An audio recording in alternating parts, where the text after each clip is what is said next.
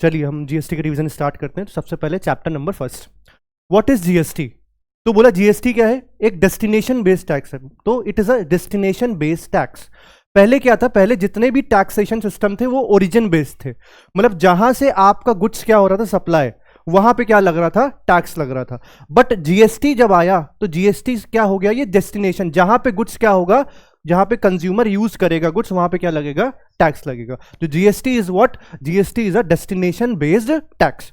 अब जीएसटी में कुछ बहुत सारे टाइप्स दिए गए हैं। जीएसटी जैसे हम अगर बात करें तो कैसे आया जीएसटी, केम इनटू इंडिया, कब आया, कोई आपको आइडिया कब आया जीएसटी? 2016 में जीएसटी क्या हो गया, इंप्लीमेंट किया गया। क्यों किया गया?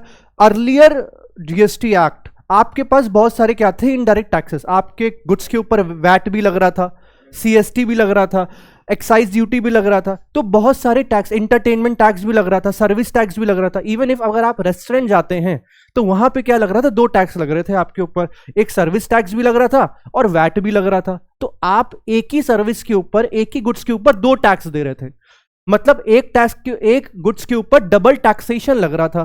तो वो डबल टैक्सेशन को कम करने के लिए, टैक्स बर्डन को कम करने के लिए गवर्नमेंट ने क्या इंट्रोड्यूस किया आपके लिए, जीएसटी। जीएसटी क्या है, वन नेशन वन टैक्स। तो अगर हम इसकी बात करें तो इसके डेफिनेशन से ही पता चल जाएगा, या इसके बारे में जानने से ही पता चल जाएगा एडवांटेज क्या है। तो सबसे पहला एडवांटेज क्या है, वन नेशन वन टैक्स है। मींस पूरे इंडिया में कहीं भी हो आप, whether it is Uttar Pradesh, MP, Maharashtra, Kerala, आपके ऊपर जो टैक्स लगेगा वो क्या रहेगा, एक टैक्स रहेगा, जिसको क्या बोला गया, जीएसटी। इवन इफ आप यूनियन टेरिटरी पे भी हो तो भी कौन सा टैक्स लगेगा, जीएसटी लगेगा। पहले क्या था, हर जगह अलग अलग टैक्स, कहीं सीएसटी लग रहा है, कहीं वैट लग रहा है, तो वैट दो बार लग जा रहा है। अगर एक स्टेट से दूसरे स्टेट जा रहा है तो वहां पे सीएसटी भी देना पड़ेगा, वैट भी देना पड़ेगा। But in case of GST, कहीं भी गुड्स भेजिए, कहीं पे भी गुड्स रिसीव करिए, एक ही टैक्स लगेगा, जिसका नाम क्या है, जीएसटी। उसके बाद अगर हम एडवांटेज की बात करें तो बोला seamless flow of input tax credit. पहले क्या होता था, इनपुट टैक्स क्रेडिट आपको अवेल करने में दिक्कत होती थी। अभी क्या है, सारा ऑटोमेशन है। आपने जितने का गुड्स खरीदा और उसके ऊपर जितना टैक्स पे किया वो आपको क्या, आपके जीएसटीआर में, आपके अकाउंट में शो होने लगेगा। तो सीमलेस फ्लो ऑफ, इसको क्या कहते हैं, दूसरा एडवांटेज है, it's provide a seamless flow of credit. जितना टैक्स आप पे करके आओगे उसका बेनिफिट आप आगे सेल में ले सकते हो। थर्ड बेनिफिट क्या बोला गया, तो थर्ड बेनिफिट बोलता है नो मैनुअल इंटरवेंशन। क्या बोलता है, नो मैनुअल इंटरवेंशन, कोई भी मैनुअल इंटरवेंशन नहीं है यहाँ पे। मीन्स सारी चीजें क्या हैं, ऑटोमेटिक है। एक जगह गुड्स अगर सेल हो रहा है उस पर जो टैक्स पे किया वो आपके अकाउंट में आ जाएगा, आपने गुड्स खरीदा है उसके ऊपर जो टैक्स पे किया वो आ जाएगा। तो sale tax minus input tax that is purchase tax, जो नेट लायबिलिटी आएगी उसके ऊपर आपको क्या करना पड़ेगा, जीएसटी का पेमेंट करना पड़ेगा। तो कोई भी मैनुअल इंटरवेंशन नहीं है, आप खुद से कोई भी मैनिपुलेशन नहीं कर सकते किसमें, टैक्सेशन पे।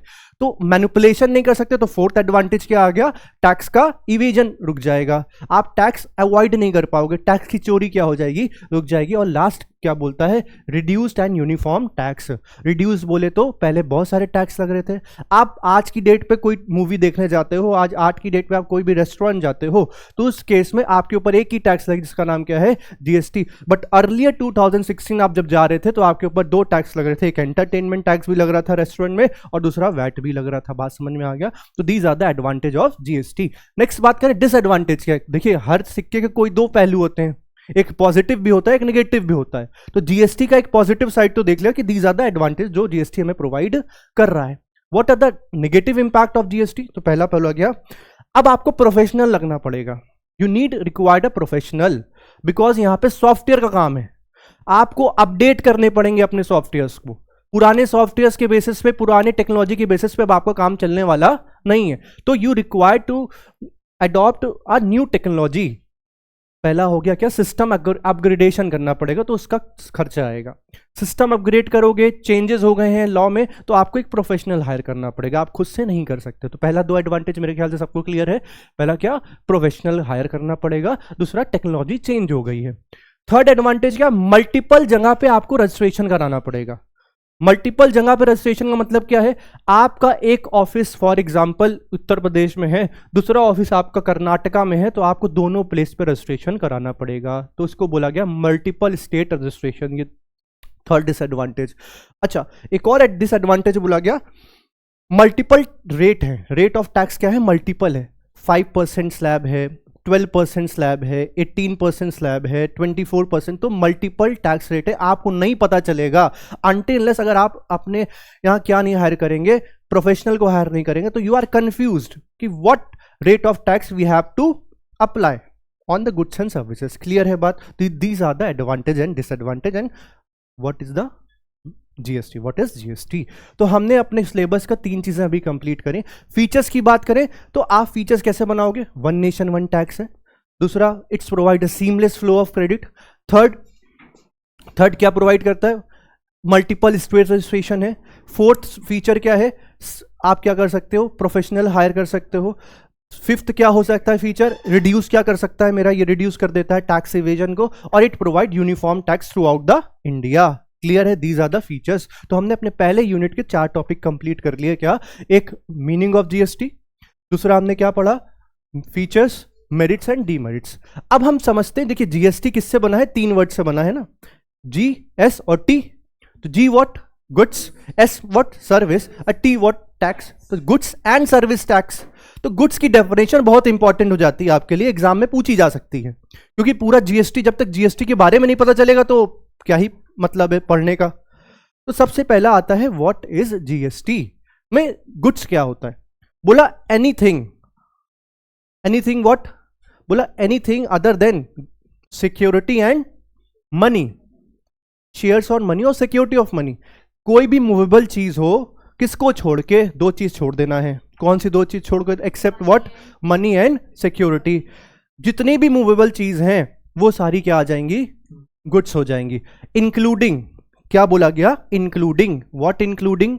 तो बोला जो ग्रोइंग क्रॉप्स हैं वो भी क्या हो जाएगा? जीएसटी में आ जाएगा, उसको भी गुड्स बोलेंगे। जिस या तो वो ग्रो हुआ है या ग्रो नहीं हुआ, जिसका कॉन्ट्रैक्ट हो चुका है या कॉन्ट्रैक्ट होने वाला है, वो सारा किस में आ जाएगा भैया? गुड्स में आ जाएगा। क्लियर है बात? तो गुड्स मतलब क्या? Anything other then money and security, include all the movable goods as well as growing crops attached to land which are agreed to be sale or contracted. Clear है बात? इसको बोला गया गुड्स। अब इसी तरह सर्विस की भी डेफिनेशन बोली गई। What is service? तो बोला सर्विस इज व्हाट? तो other than goods, money and security.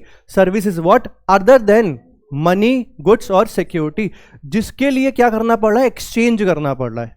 आप मनी के एक्सचेंज, आप करेंसी एक्सचेंज में जाते हैं सब लोग, एक डिनोमिनेशन से दूसरी डिनोमिनेशन में करेंसी चेंज हो रही है, उसमें क्या लगता है? कमीशन। तो वो कमीशन किस लिए चार्ज किया? सर्विस देने के लिए चार्ज किया गया। क्या? अब मेरा दूसरा एग्जांपल है, मिस्टर ए है, मिस्टर बी है। मिस्टर ए 10 रुपए दे रहा है मिस्टर बी को, और मिस्टर बी 10 रुपए के बदले 10 एक के सिक्के दे रहा है। तो यहां पे सर्विस आएगा क्या? इसको सर्विस नहीं बोला जाएगा। सर्विस कब बोलेंगे? जब एक मनी डिनोमिनेशन करेंसी फॉर्म से दूसरे करेंसी फॉर्म डिनोमिनेशन में वो चेंज होगा और उसके लिए पैसा चार्ज किया जाएगा, तो उसे क्या बोला जाएगा? सर्विस बोला जाएगा। क्लियर है बात? समझ में आ गया?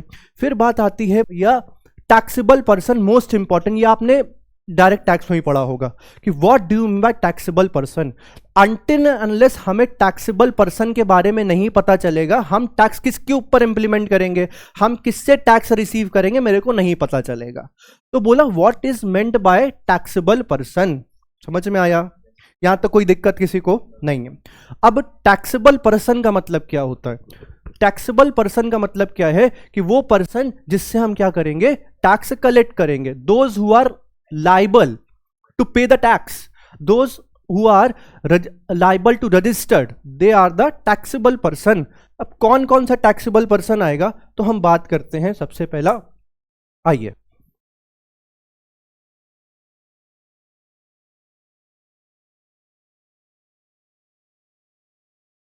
ठीक है, पहला टैक्सेबल पर्सन क्या होता है? तो फर्स्ट बोला गया कोई भी इंडिविजुअल। अगर आप इंडिविजुअल हैं तो आप क्या हैं? टैक्सेबल पर्सन है। ठीक है। दूसरा बोला गया अगर आप एसोसिएशन ऑफ पर्सन है तो आप क्या हैं? टैक्सेबल है। हमारी रेगुलर क्लास में हम डिटेल में भी जाते हैं, बट यहाँ पे हम रिवीजन करेंगे तो जल्दी जल्दी पढ़ेंगे। ठीक। तो एसोसिएशन ऑफ पर्सन, जहाँ पे बहुत सारे क्या लोग आ जाएंगे? एसोसिएट हो जाएंगे, उसे क्या बोलते हैं? Association of person. अच्छा, इसी की तरह एक मिलता जुलता है बॉडी ऑफ कॉर्पोरेट, जिसमें स्टूडेंट बहुत कंफ्यूज होते हैं कि एसोसिएशन ऑफ पर्सन क्या होता है और बॉडी कॉर्पोरेट क्या होता है, या बॉडी ऑफ इंडिविजुअल, बेसिकली हम इसको क्या बोलते हैं, बॉडी ऑफ इंडिविजुअल बोलते हैं। तो ये दोनों में अक्सर क्या होता है कि लोग कंफ्यूज होता है कि एओपी किसे बोलेंगे और बीओआई किसे बोलेंगे। नेक्स्ट क्या आता है, एक आता है प्राइवेट, जितनी भी आपकी बॉडी कॉर्पोरेट है या जिसे बोला जाए कंपनी। नेक्स्ट आता है क्या आपका पार्टनरशिप फर्म, और क्या आता है आपका एलएलपी, और क्या आता है आपका लोकल अथॉरिटी, और क्या आता है आपका गवर्नमेंट, और क्या आता है आपका कॉर्पोरेटिव सोसाइटी, और क्या आता है आपका ट्रस्ट। तो these are all the taxable person. Clear है बात, ये सारे के सारे क्या हैं आपके टैक्सेबल पर्सन है जो जीएसटी में लाइबल टू रजिस्टर्ड होंगे। आगे देखेंगे कौन कब हम एलिजिबिलिटी क्राइटेरिया कैसे हम कैलकुलेट करते हैं। क्लियर है बात यहां तक। तो टैक्सेबल पर्सन क्या, individual, AOP, BOI, trust, partnership firm, LLP, cooperative society, local authority, government, ये सारे क्या बन जाते हैं टैक्सेबल पर्सन। ये सेम कॉन्सेप्ट अप्लाई होता है आपका डायरेक्ट टैक्स में भी, आपने पढ़ा होगा। क्लियर है बात। नेक्स्ट आता है क्या कि अगर आपने टैक्सेबल पर्सन पढ़ लिया, अब वो टैक्सेबल पर्सन कहीं से तो काम करेगा ना, घर से तो काम करेगा, घर से भी काम कर सकता है, कोई ऑफिस से काम कर सकता है, या कहीं ब्रांच से काम कर सकता है। तो नेक्स्ट टॉपिक जो दिया गया वो क्या है, what is place of business. क्या बोला गया, what is place of business. उसके पहले पढ़ते हैं what is place of supply, वो इजी है आपके लिए, सबके लिए और हमारे लिए भी। तो what is place of supply बताएगा कोई। देखिए उत्तर प्रदेश में सप्लायर है, वो महाराष्ट्र क्या कर रहा है, गुड्स बेच रहा है। मिस्टर ए को, मिस्टर सी है, मिस्टर ए को क्या कर रहा है, गुड्स ट्रांसफर कर रहा है from where, from Uttar Pradesh to from Maharashtra. तो what is the place of supply in this, Maharashtra is the place of supply. Clear है बात। प्लेस ऑफ सप्लाई क्या होगा, जहां पे गुड्स को भेजा जा रहा है, where the goods are transferred, where the goods are consumed is the place which is called as the place of supply। Clear है बात। अब हम बात करते हैं इसी मेन कॉन्सेप्ट पे आते हैं, नेक्स्ट कॉन्सेप्ट पे, जिसका है place of business. Very very important for your examination. What is place of business, what is place of business. तो बोला जहां से बिजनेस कर रहे हो, क्या हो सकता है, जहां से बिजनेस आप रन कर रहे हो। तो पहला हो गया from where you run the business. दूसरा, जहां पे आपने बुक्स ऑफ अकाउंट्स रखी हो। पहला, जहां से आप सप्लाई कर रहे हो गुड्स का, वो प्लेस ऑफ बिजनेस हो सकता है। दूसरा, जहां आप पे आपने अपनी बुक्स ऑफ अकाउंट्स क्या रखी, केप्ट करके रखी, वो हो सकता है। जहां पे आपका रजिस्टर्ड ऑफिस है वो हो सकता है, या आपके बिहाफ पे जहां से एजेंट काम कर रहा है वो क्या हो सकता है, प्लेस ऑफ बिजनेस हो सकता है। तो चार चीजें आती हैं प्लेस ऑफ बिजनेस में। पहला, आपने बुक्स ऑफ अकाउंट जहां पे रखा है। दूसरा, जहां से आपका एजेंट काम कर रहा है। तीसरा, आपका रजिस्टर्ड ऑफिस। और फोर्थ क्या होगा, जहां से आपने सप्लाई किया हो। क्लियर है बात, जहां से आप बिजनेस रन कर रहे हो। क्लियर है, समझ में आ गया। इसको क्या बोलते हैं, प्लेस ऑफ बिजनेस बोलते हैं। नेक्स्ट आता है, अच्छा प्लेस ऑफ बिजनेस आ गया, प्लेस ऑफ सप्लाई आ गया। नेक्स्ट टॉपिक बात करता है इनपुट एंड आउटपुट टैक्स। इसके पहले हम आपको पढ़ाना चाहते हैं एक चीज, व्हाट इज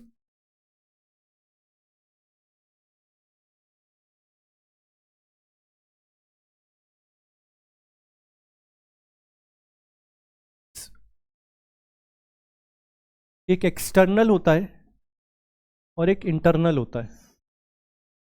एक्सटर्नल इंटरनल मतलब सेल। जब आप विद इन द स्टेट काम करते हो, when a entity operate with in the state, उसे कौन सा सेल कहते हैं, इंट्रा स्टेट ना, इंट्रा स्टेट कहते हैं। तो इंटरनल सेल को जीएसटी में क्या बोला गया, इंट्रा स्टेट सेल क्या बोला जाएगा, intra state cell.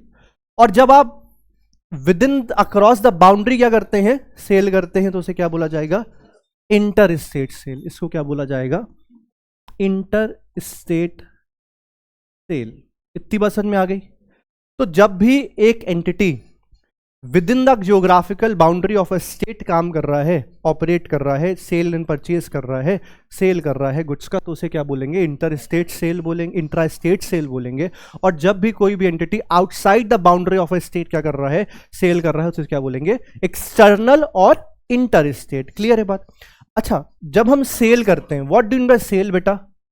What is sale? What is sale? जो आपने बेचा हो।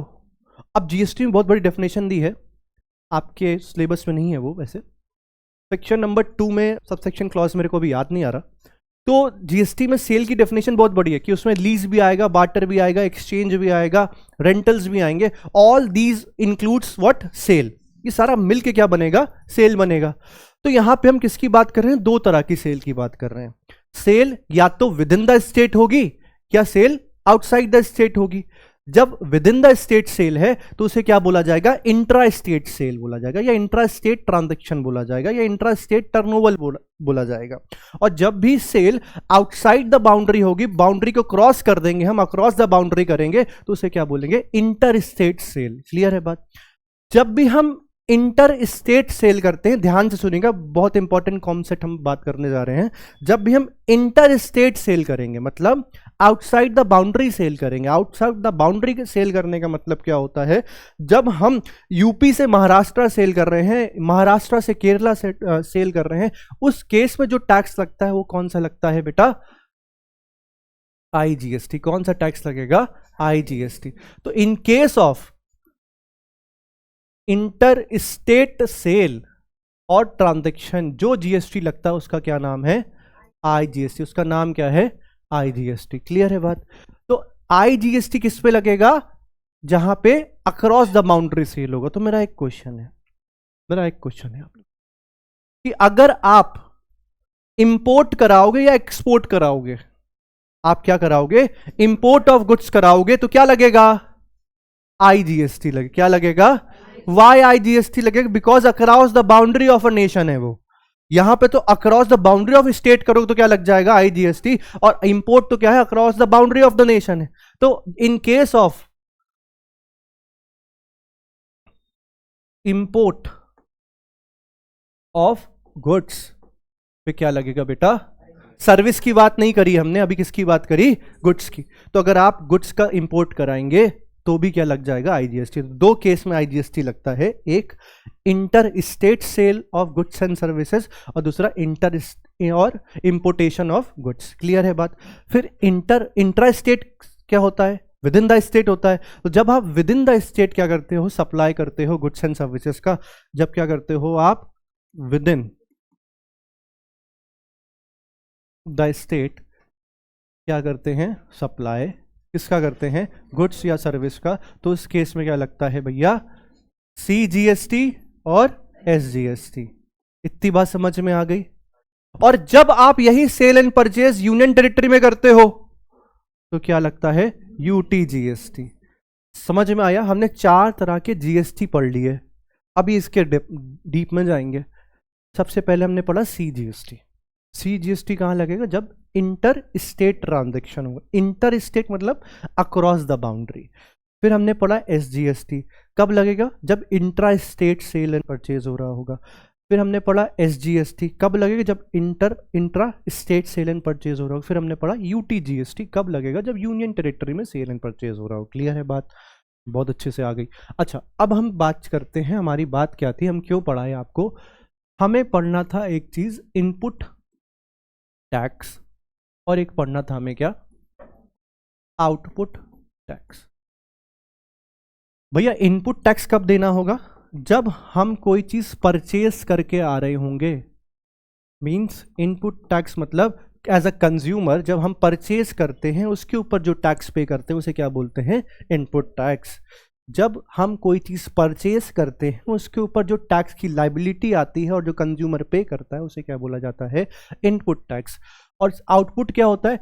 As a seller, as a supplier, जब वो कोई चीज सेल करता है उस समय जो उसके ऊपर टैक्स की लाइबिलिटी अराइज होती है उसको क्या बोलते हैं? Output tax. क्लियर हो गया? अब सीजीएसटी, एसजीएसटी, आईजीएसटी और यूटीजीएसटी 2 तरह के हो गए। सीजीएसटी क्या हो सकता है? इनपुट टैक्स भी हो सकता है और आउटपुट टैक्स भी हो सकता है। आईजीएसटी क्या हो सकता है? इनपुट टैक्स भी हो सकता है और आउटपुट टैक्स। ये क्यों पढ़ा रहा हूं? क्योंकि मोस्ट इंपॉर्टेंट कॉन्सेप्ट किसका आएगा? इनपुट टैक्स क्रेडिट का, जो कि आपके सबसे फर्स्ट यूनिट में सबसे इंपॉर्टेंट है, जहाँ पे ये आप देख रहे हो टाइप्स ऑफ जीएसटी है, उसमें आप हम पढ़ेंगे कि आपने जो टैक्स पे करके आए हो उसका बेनिफिट कैसे मिलता है, उसका इनपुट कैसे मिलता है। तो उसके लिए मेरे को क्या 4 चीज़ें पता होनी चाहिए, बल्कि हम बोले 6 चीज़ें पता होनी चाहिए। पहले हमें पता होना चाहिए CGST क्या होता है, दूसरा हमें पता होना चाहिए SGST क्या होता है, तीसरा हमें पता होना चाहिए IGST क्या होता है, और फोर्थ हमें पता होना चाहिए UT, और फिफ्थ हमें इनपुट और आउटपुट। क्लियर है बात। अब हम एक एक चीज पढ़ते हैं। सबसे पहले क्या था बच्चों, IGST। IGST कब लगेगा, तो पहला पॉइंट बोलता है जब भी क्या होगा, जब भी इंटर स्टेट सप्लाई होगा तो उस समय क्या लग जाएगा आपका IGST। अच्छा, फिर बोला गया IGST का पैसा किसके पास जाएगा, सेंट्रल गवर्नमेंट के पास। IGST कौन इंप्लीमेंट करेगा, सेंट्रल गवर्नमेंट इंप्लीमेंट करेगा। क्लियर है बात। दीज आर द पॉइंट्स जो हमें अपने दिमाग में रखना है एग्जाम टाइम पे। और कोई पॉइंट याद आ रहा है क्या कि IGST में और क्या लिख सकते हैं। पहला हमने लिखा कि IGST कब होगा, जब इंटर स्टेट होगा। दूसरा हमने लिखा IGST का पैसा किसके पास जाएगा, CGST। IGST इंप्लीमेंट कौन करेगा, सेंट्रल गवर्नमेंट। और एक और क्या पॉइंट हो सकता है, एक और लिख सकते हो यहां पे अगर लिखना हो, इंपोर्ट ऑफ गुड्स के केस में भी क्या लगता है भैया, IGST, क्योंकि ये आपको याद नहीं रहेगा। समझ में आ गया। नेक्स्ट हम बात करते हैं व्हाट इज CGST। CGST, अच्छा मैंने फुल फॉर्म की बात ही नहीं करी ना, आपने मेरे से पूछा। तो IGST का मतलब क्या, integrated goods and service tax. IGST का मतलब क्या होता है, integrated goods and service tax. अच्छा, फिर हम बात करते हैं CGST क्या होता है। क्या होता है CGST, बोला गया central goods and service tax. क्या होता है सेंट्रल, क्यों मुस्किया रहे हो तुम, पढ़ लो भैया।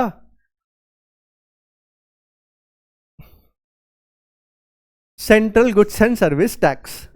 What is central goods and service tax, जो सेंटर लगाएगा, सिंपल सी बात, जिसको इंप्लीमेंट करने की पावर किसके पास है, सेंट्रल गवर्नमेंट के पास है, उसको क्या बोलते हैं, CGST।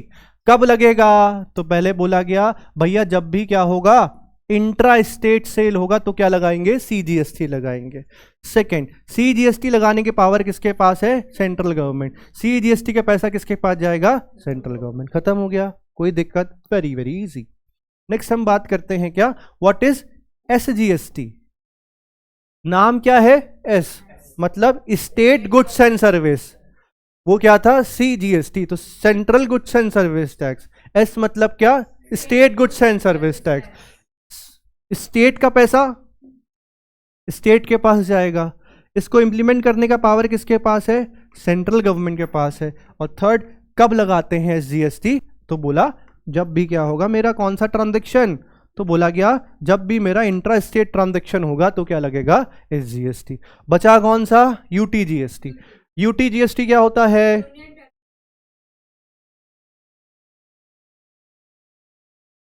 क्या होता है बेटा, यूनियन टेरिटरी। UTGST, जब भी हम यूनियन टेरिटरी में क्या करेंगे, ट्रांजैक्शन करेंगे तो उसमें कौन सा टैक्स लगेगा, UTGST लगे। क्लियर है बात। अच्छा, हम यूनियन टेरिटरी पता है आप लोगों को क्या होता है, कोई एक दो नाम बताइए। दिल्ली क्या है, यूनियन टेरिटरी में आएगा, न्यू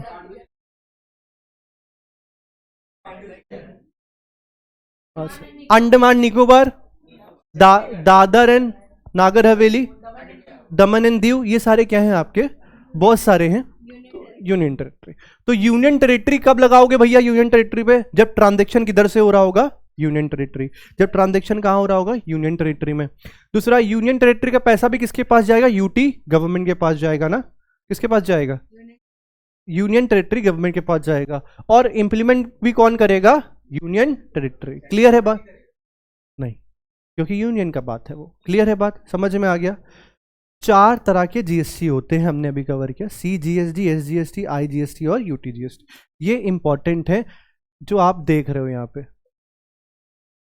क्लियर है बात।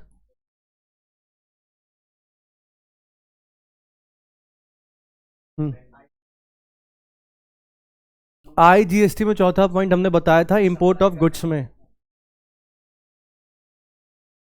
हाँ बेटा लगेगा, इस पे नहीं लगेगा आईजीएसटी। ठीक है, एक्सपोर्ट कर लेना तब लगाना, अभी मत लगाना। ठीक है, एक्सपोर्ट जब करेंगे तब बात की बात आगे देखेंगे नेक्स्ट चैप्टर। यहां तक क्लियर है? तो अगर हम देखेंगे हमने क्या क्या पढ़ा अभी तक, नियर अबाउट 20 मिनट हुए होंगे मेरे को। तो हमने सबसे पहले जीएसटी पढ़ा ना, व्हाट इज जीएसटी, कोई दिक्कत किसी को? नहीं। दूसरा हमने पढ़ा फीचर्स क्या है जीएसटी के, उसमें भी किसी को दिक्कत नहीं। फिर हमने पढ़ा मेरिट्स एंड डीमेरिट्स पढ़ा। फिर हमने पढ़ा गुड्स क्या होता है और सर्विस क्या होता है। फिर हमने पढ़ा टैक्सेबल पर्सन क्या होता है। फिर हमने पढ़ा प्लेस ऑफ सप्लाई और प्लेस ऑफ बिजनेस।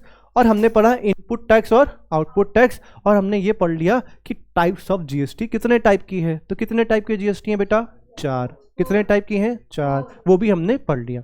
अच्छा, अब मेरे पास एक चीज है, बहुत इंपॉर्टेंट टॉपिक है, एक 2 इंपॉर्टेंट टॉपिक बच जा रहा है आपका बेसिक कॉन्सेप्ट्स में। अगर आप, मेरे ख्याल से आपको नहीं शो हो रहा होगा, उसके लिए आपको पहले बताना चाहिए था मेरे को।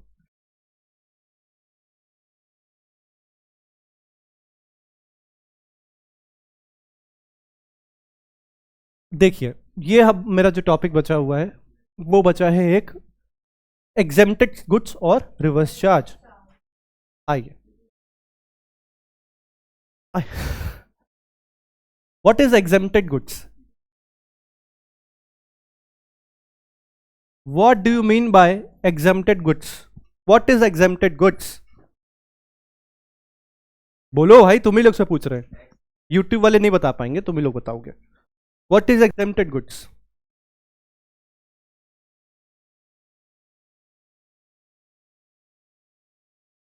तो बोला गया those goods and services on which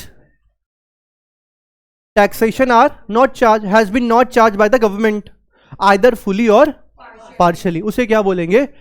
और सिंपल टर्म में बोला गया वो गुड्स एंड सर्विस जो अभी तक जीएसटी के परव्यू में नहीं आए हैं, जिनके ऊपर अभी कोई भी टैक्स चार्ज नहीं हो रहा है, या टैक्स चार्ज हो रहा था उसको गुड्स, उसको गवर्नमेंट ने क्या कर दिया? एग्जेम्प्ट कर दिया कि अभी हम आपसे टैक्स उसके ऊपर नहीं लेंगे। तो those goods are called what? Exempted goods. Clear है बात? जिसके ऊपर गवर्नमेंट, सरकार आपसे कोई भी टैक्स अभी कलेक्ट नहीं कर रही है, उस गुड्स को क्या बोलते हैं? एग्जेम्प्टेड गुड्स बोला जाता है। क्लियर है बात? What do you mean reverse charge? गाड़ी में बैक गियर होता है, बैक गियर करते तो क्या होता है? गाड़ी पीछे जाती है। नॉर्मल सर्कमस्टेंसेस में इन जीएसटी कौन टैक्स देता है? सप्लायर देता है। नॉर्मल सर्कमस्टेंसेस में क्या होता है? ये मेरा प्यारा सा कस्टमर है और एक सप्लायर है। कस्टमर गुड्स परचेस करता है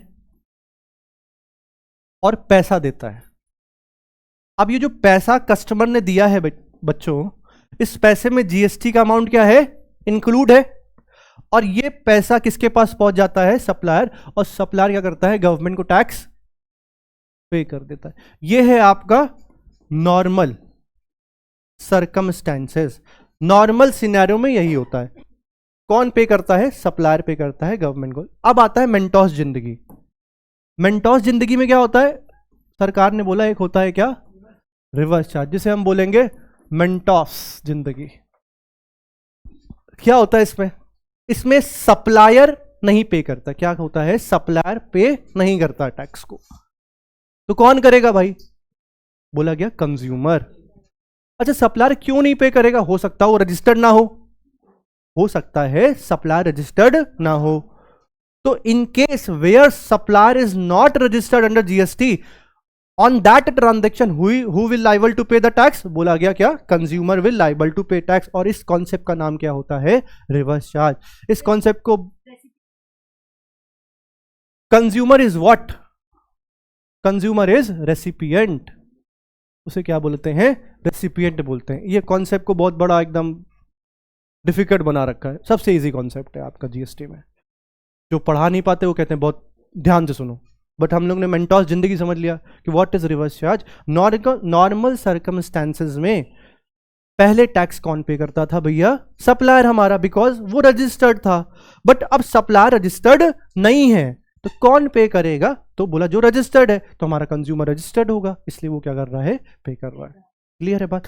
सिंपल सा एग्जांपल लेता हूं मैं आपसे, GTA की सर्विस अगर आप लेते हैं, what is GTA, not GTA San Andreas, ठीक है ना, वाई सिटी, कौन सा GTA बोला गुड्स ट्रांसपोर्ट एजेंसी, ठीक है, गुड्स ट्रांसपोर्ट एजेंसी, वो रजिस्टर्ड नहीं है। लेकिन जो सप्लायर है वो क्या है, वो जो कंज्यूमर है जो उसकी सर्विस ले रहा है वो क्या रजिस्टर्ड पर्सन है, बिकॉज उसकी सर्विस कौन लेगा, बिजनेसमैन लेगा अपने गुड्स का ट्रांसपोर्टेशन कराने के लिए, तो बिजनेसमैन क्या होगा, रजिस्टर्ड होगा, तो कौन टैक्स पे करेगा, बिजनेसमैन, ना कि वो GTA। क्लियर है बात। इसी तरह बहुत सारे सर्विसेज, ट्रिब्यूनल की सर्विसेज हैं, लीगल सर्विसेज हैं, इंश्योरेंस की सर्विसेज हैं, तो वो सारी बहुत सारी सर्विस आती हैं जिस जो रिवर्स चार्ज में के अंदर आती हैं। क्लियर है बात। तो reverse charge is a mechanism in which supplier is not liable to pay the tax, only the recipient will liable to pay the tax to the government, is what reverse charge. Important है बेटा, याद रखिएगा। Clear है बात। तो हमने यहां पे आपका पूरा बेसिक कॉन्सेप्ट क्या कर दिया, कंप्लीट कर दिया। Features of what,